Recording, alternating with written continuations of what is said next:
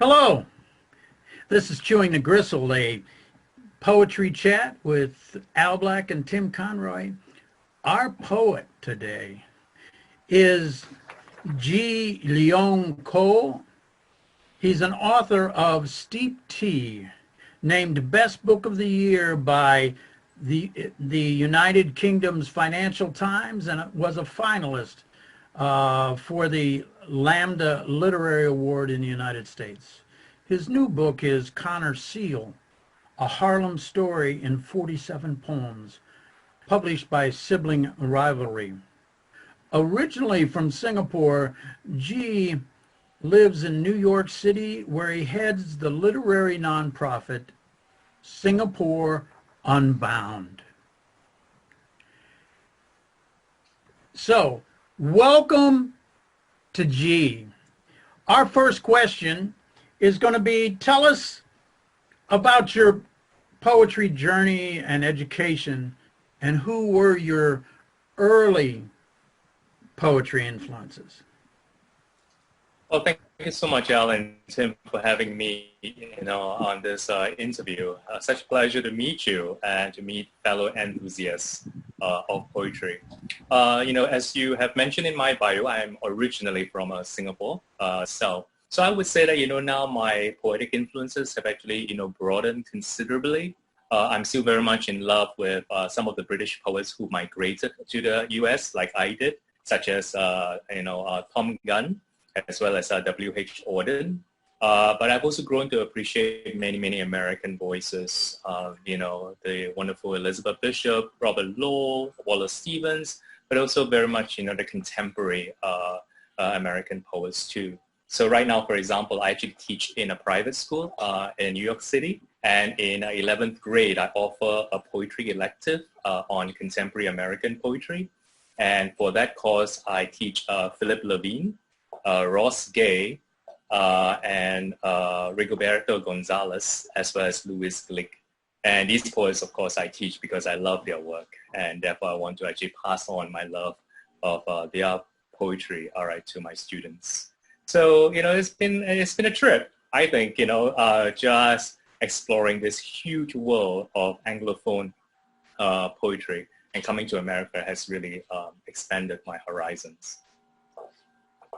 Hey, G, how would you describe your own personal poetry style?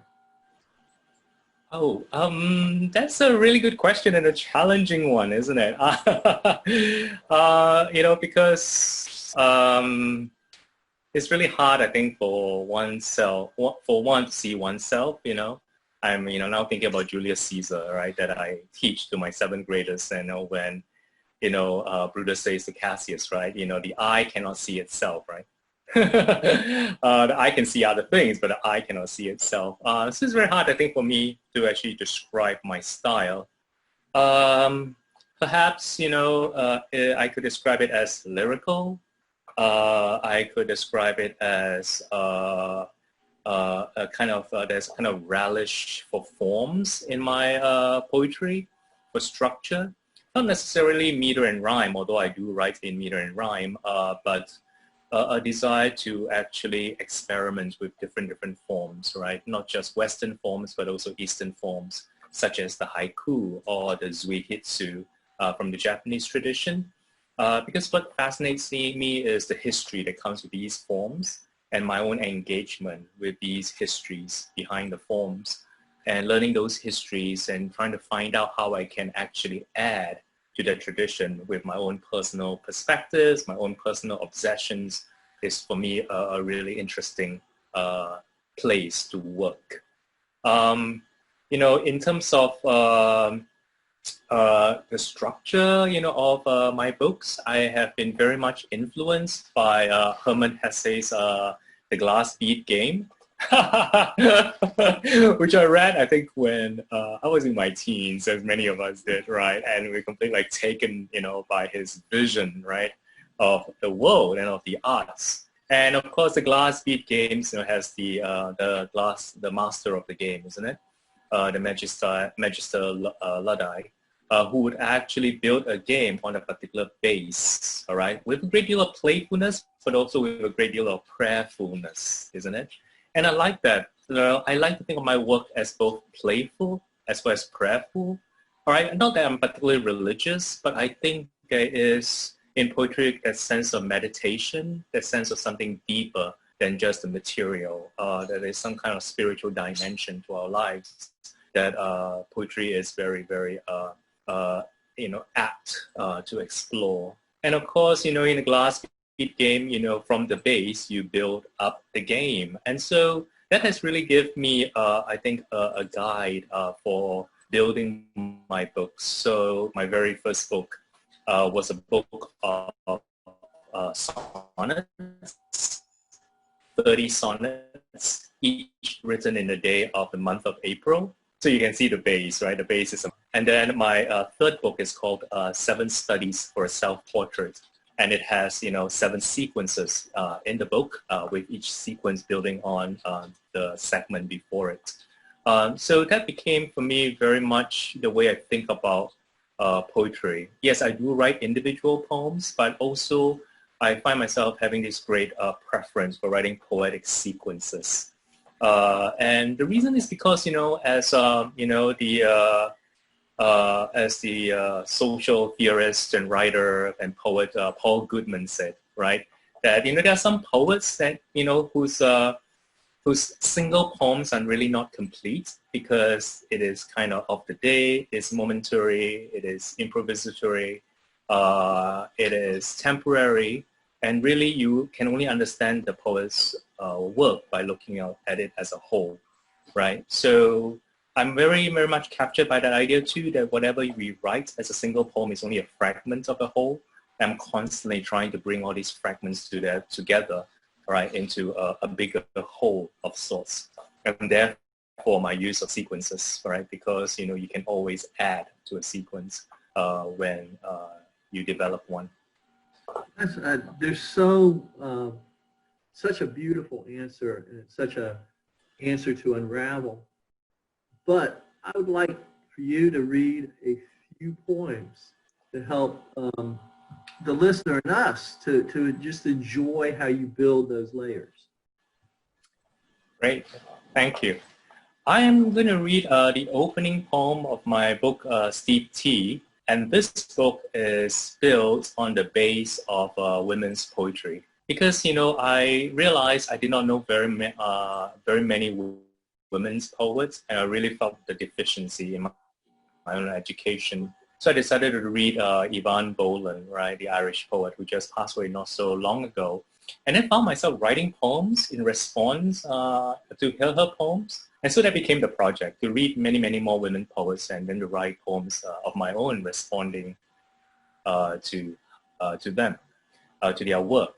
So this opening poem of Steep Tea actually responds to a 16th century English poet, right, by the name of Amelia Lanier, right, who wrote in her long poem, Salve Deus Rex Judeorum, Eve's Apology, this: Eve, whose fault was only too much love. So this is my poem. Eve's fault. God won her when he whipped out from his planetary sleeve a bouquet of light. They watched a parade of animals pass. He told her the joke about the Archaeopteryx, and she noted the feathers and the lethal claws, a poem the first of its kind. On a beach raised from the ocean with a shout, he entered her, and she realized in rolling waves that love joins and separates. The snake was a quieter fella. He came in the fall evenings through the long grass, his steps barely parting the blades. Each time he showed her a different path. As they wandered, they talked about the beauty of the light striking the birch, the odd behavior of the ants, the fairest way to split an apple. When Adam appeared, the serpent gave her up to happiness. For happy was she when she met Adam under the tree of life, still is. And Adam is still Adam, inarticulate, but terrible speller, his body precariously balanced on his feet, his mind made up that she is the first woman and he the first man. He needed her, and so scratched down and believed the story of the rib. She needed Adam's need, so different from God's and the snake's. And that was when she discovered herself outside the garden. That's so incredible. Thank you. Thank you. How about another one? Sure. I'll read one that actually responds to Yvonne Boland since I mentioned her, and really would like to read this, in tribute to this great poet who has just left us not too long ago. It is in response to her a wonderful long poem called Marriage, which is a meditation on Irish history. And aptly, this section of Marriage is called Quarantine. And Yvonne Boland writes about this couple that walked, for miles at night in order to get food. She wrote, "In the morning, they were both found dead of cold, of hunger, of the toxins of a whole history. A whole history. The floor is cold with the coming winter. I pull on white socks and sit down before the blackout window to think about our separation closing in. We have a history longer than the 2 years that fitted like a shirt. You learned a long time ago to enjoy ironing. I always had someone ironing shirts for me. But we go further back than birth, to furtive park encounters, coded glances, tapping on bathroom walls, ways of staying warm and white in winter. Yesterday, a young friend said it's wrong to expose children to a gay wedding. The chill hit me again. Rage spread like blood over my clean shirt. I cannot wash it off. You are no longer willing. In the closet, the shirt, part reminder of love, part reminder of rage, is held up by its shoulders on thin, twisted wire." Thank you. That was so beautiful. Thank you. Brother Al. Yes. So, when do you know that your revisions are done and a poem is finished? Oh, that's a great question. It's so hard because it's so different for different poems. I have found, I have written a couple of poems, all right, not many, when the poem seems to come to me as a whole, all at once. And it was very, very little I need to do to it, It is one of the poems that I sent to you, and maybe I'll read that at the end of the interview. I really felt that, it was under some kind of powerful impression, all right, from beyond me, because it was certainly not coming from me, but the words just came so naturally, all right, and I really didn't have to do very much with it.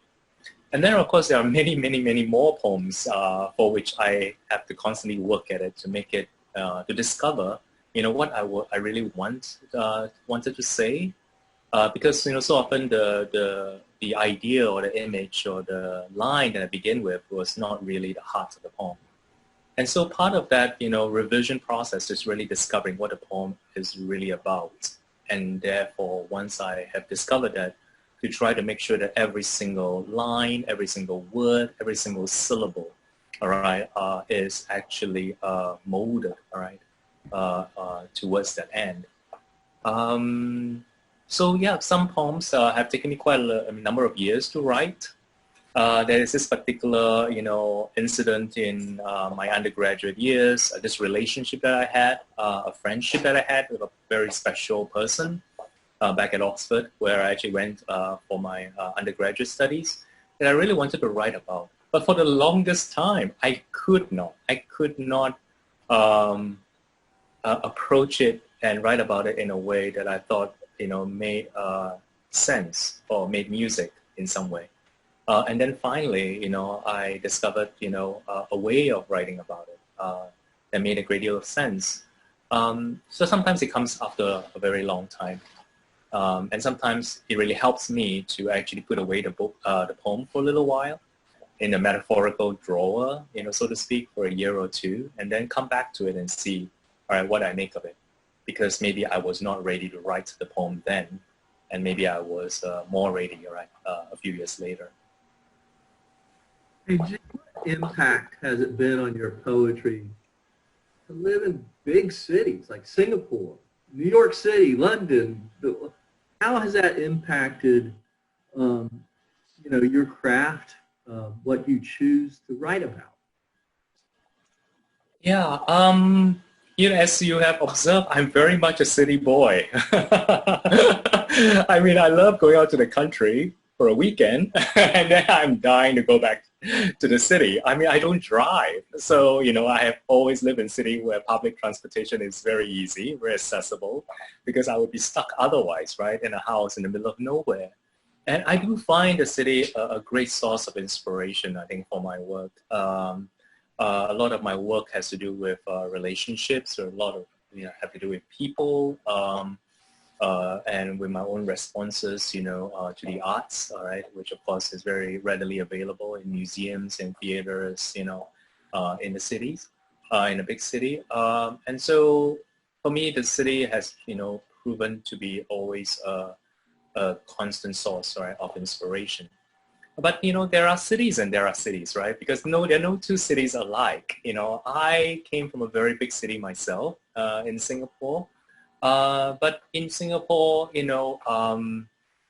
because of its, political structure, because of its cultural environment, I did not feel the kind of freedom, right, to even write very much about it. Whatever I wrote in Singapore while I was in Singapore was really quite bloodless, and I really had to actually move away from Singapore before I could look back at it and write about it. So for me, I always associate New York as a city of liberation. When I moved here, I actually enrolled myself in an MFA program at Sarah Lawrence. Had 2 glorious years in which I did not have to work.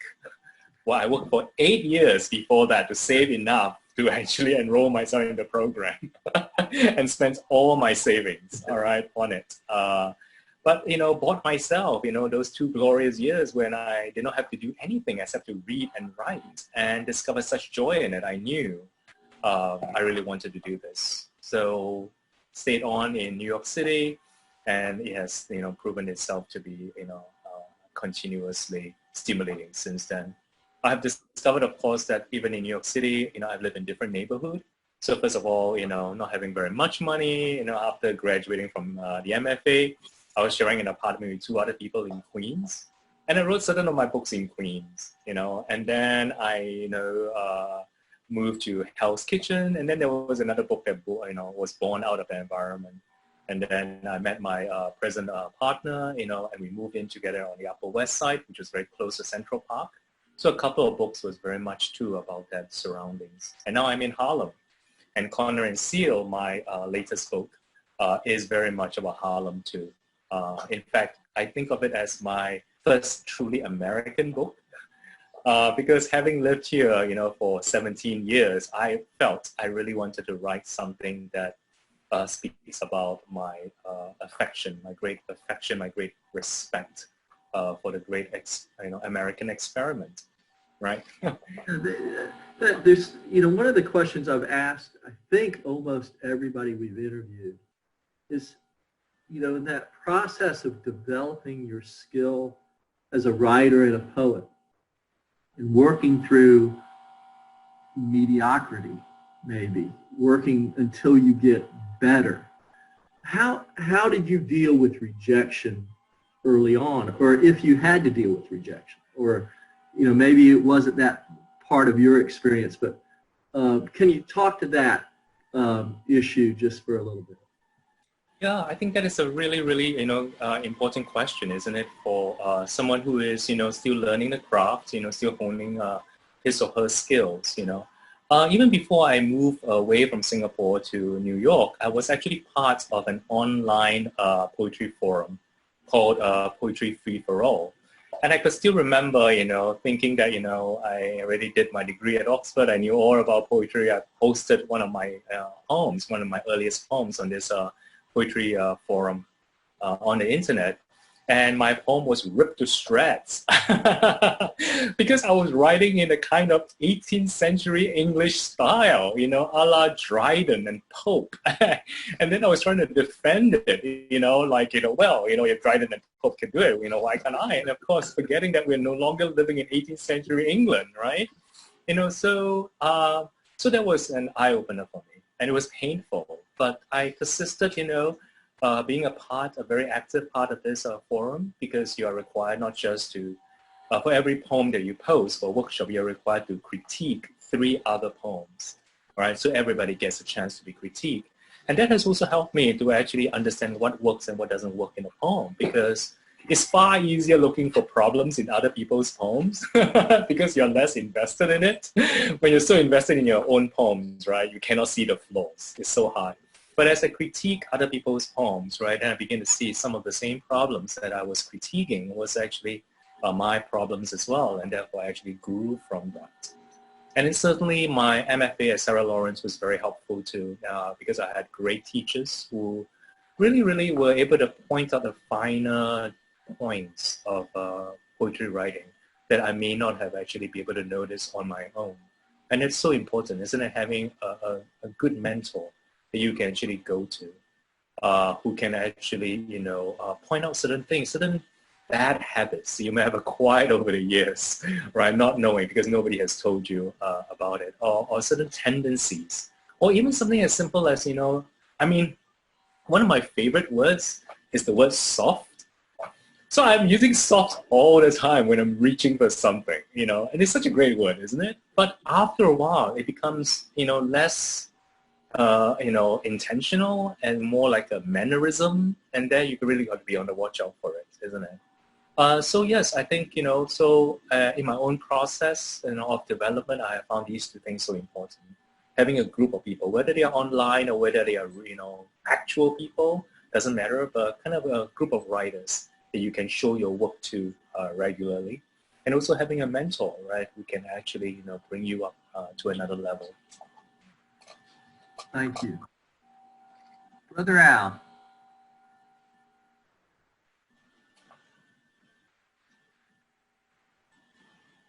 I think you're still muted, Al. There we go. So I'm very sorry. I tend to like to mute so I don't interfere with things. But growing up in Singapore and then going for your undergraduate to Oxford in England, and now residing in New York City, how does those influences intersect in your poetry?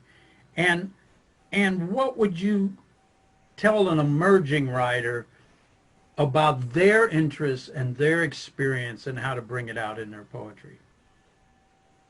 Yeah. That's a great question. I mean, I would have been a very different poet if I had remained in Singapore. All right. I would have been a very different poet, I think, if I had migrated from Singapore back to the UK, which I was really familiar with. So I think the important thing is actually to go to somewhere unfamiliar, to somewhere challenging, perhaps, somewhere vast, somewhere new. And it doesn't have to be, international migration, right? It could be, moving from, the town that you grew up in to another town in another state or across the country, For me, and I must speak, this is, my own experience, and this may not apply, to everybody, because I know, of course, there are many good poets who stay put, isn't it? And really, really work, right, in that vein, that rich seam that they have found, right, in place. But for me, for my experiences, that moving has always been completely stimulating. I need to move. After a while, I feel, I will stagnate actually if I actually remain in one place actually for too long, which is why even after I have moved to New York, I kept moving from neighborhood to neighborhood, because that's also a wonderful thing about living in a big city. There are so many different neighborhoods. All right, so every neighborhood has its own culture, has its own environment, has its own history, and so the New York City remains perpetually fresh, right, for me. But it's not as if one jettison what one has learned once one moves away. It is kind of accumulation. And that's funny, of course, because I'm the kind of person who just like, I do not have great love for objects. My partner does. I don't accumulate objects. I accumulate books, maybe. But when I move from one place to another, sometimes you move and you have to actually throw away books. I find I have no problem throwing away books, right? Or getting rid of books. So I'm not really an object person. But what I am very, very conscious of is that I'm always accumulating experiences. Memories, new images. These are things that I do not have to put in my luggage bags. They are in me. And, it's kind of like, was it Frost who said this? You walk across a field, right? And then at the end of the field, right, at the gate, you look down, you see what birds have been caught on your socks. And that's what you have to write about, right? Because what stays with you must be important enough for it to stay with you. And therefore it's worth writing, it's worth investigating. So that kind of, moving through life and, moving through life as if it's a field and unconsciously, almost unconsciously accumulating these things, I think is very important for me because they provide a source of a beginning, right, for a poem. Hey, Gene, can you read another poem for us? And then afterwards, maybe let the listeners know how they can get hold of your poetry books. And maybe even work in, I think you've already answered this, though, about what your next project is or what you're currently working on, but kind of send us out on those points. Sure. I read two poems from Steve T. I would like to read a poem from my new book called Connor and Seal. Yeah, as you can see, Connor and Seal. The subtitle is 47 poems. A Harlem story in 47 poems. And I was inspired to write this book by Rita Dove's Thomas and Beulah, right, which actually tells semi-fiction. Yeah. Beautiful book, isn't it? It's a wonderful book. I used to teach it too at school. And it tells, of course, a semi-fictionalized, right, relationship between her grandparents. But what I noticed was that Thomas, Rita Dove's grandfather, had this really, really powerful, emotional, passionate relationship with a friend, a male friend called Lamb. And I thought it was so interesting that in a book that is, purportedly about, heterosexual, marriage, that should run underneath it, right, this strong male friendship. And so I decided, inspired by that, to write my own Thomas and Beulah, but call it Connor and Seal instead. So Connor is from Nebraska City, Nebraska. Seal is from Kingston, Jamaica. And they both meet in New York City and forge alive together in Harlem. So I'm going to read you the poem where they first meet. All right, it's called 80s Dance Party on Throwback Thursday. It is time to bring your face into focus before this lens moves below the chin to other features harder to identify as yours. The best image is that of the cheeks. The right cheek and the left cheek do not meet. Like the back of the hand and the palm, like the head of a silver coin and its tail. The cheeks do not see each other except in a mirror or a photograph. This is true of my cheeks until your right brushes my left when we dance. And in that flash of flash, the coin turns up both head and tail. The back of the hand shakes hands with the palm. That's an amazing poem, and I love the last two lines. Just gorgeous, gorgeous work. Thank you so much. So, G, how can people get a hold of your books? Corner and Seal is published by this wonderful indie press called Sibling Rivalry that's actually based in Little Rock, Arkansas. They really, really have been so encouraging to me and to so many, many authors, both emerging and established authors, by putting out these great books of poetry. So I strongly encourage everybody to check them out. It's Sibling Rivalry Press. Yes. To that poem you just read, Tim and I, yesterday, the poems you sent us, we read them on Zoom back and forth to each other. And that poem really stuck with us. We had a nice discussion afterwards. And it's been wonderful to have you. And thank you for gracing Chewing the Gristle. Thank you so much, Alan. Tim. This has been wonderful. I mean, it's so easy to talk to you, and I'm so glad that that I was able to actually do this.